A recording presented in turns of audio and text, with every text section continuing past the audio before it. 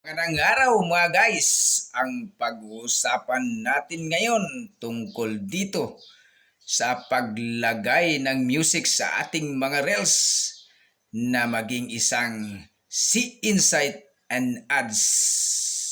Maging original tayo sa music na ilagay natin sa ating mga reels.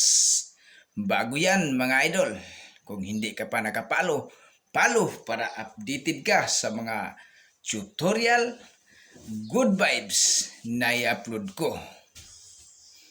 Ang una natin gawin mga guys, punta tayo sa CapCut. Kung nakapunta ka na sa CapCut, i-new project mo ito mga guys at mag-add ka ng video galing sa gallery mo na gawin mong reels. Pagkatapos, tingnan mo yung nasa baba. May plus audio dyan mga idol. At i-click mo na yan at tingnan mo yung sound. Kung nakita mo na yung sound, i-click mo yun at makikita mo ang lalabas mga idol. Mag-search ka doon ng mga no copyright background music. At pag nakita mo na yon, doon ka na mamimili kung anong gustong music na ilagay mo. At pag-click mo doon at i-plus mo para papunta na yon sa video na inedit mo doon sa CapCut. Pagkatapos mga guys, i-save mo na yon para papunta yon sa gallery mo. At yon, pagpunta sa gallery mo, at yan na, punta ka naman sa Facebook mo. At i-upload mo na yon sa Reels mo mga guys. Pagkatapos mo mag-upload, tingnan mo sa baba ng video mo mga guys. Diba?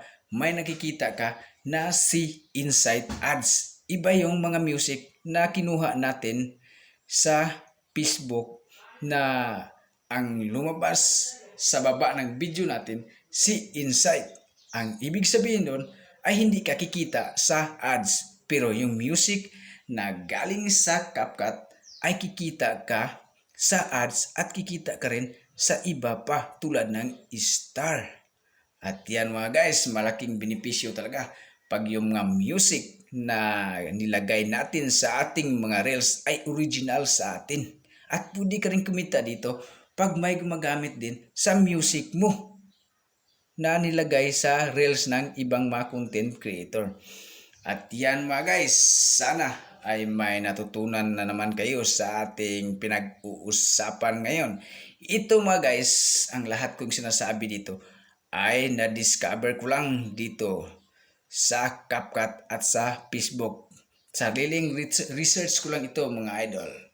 At yan, kung hindi ka pa nakapalo, pakipalo, share, or comment para malaman at makita din ito ng iba na hindi pa alam kung paano gumawa ng original music sa ating mga reels. Maraming salamat mga idol. I love you all. See you in my next video.